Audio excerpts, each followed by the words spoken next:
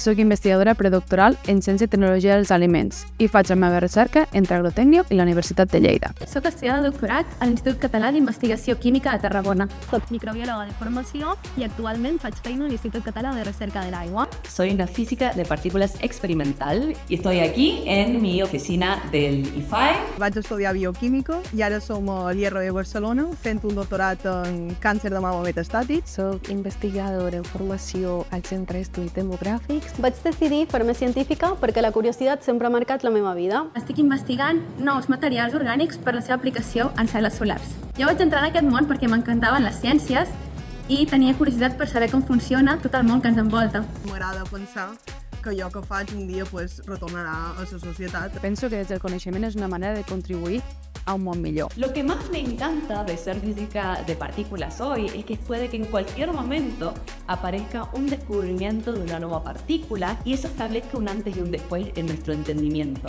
Qualsevol al·lot o nina que vulgui estudiar matemàtiques, biomedicina, el que sigui, tot relacionat amb ciències, jo les animaria. La participació de les dones en la recerca social és fonamental. No us infravaloreu.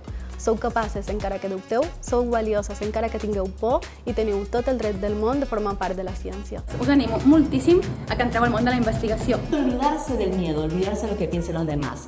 Ustedes quiéranse a sí mismas, confíen en sí mismas. El canvi es va construint pas a pas. Necessitem passió, talent i mirades diverses. Moltíssimes ganes d'aprendre i motivació. I res, que vos necessitam a totes.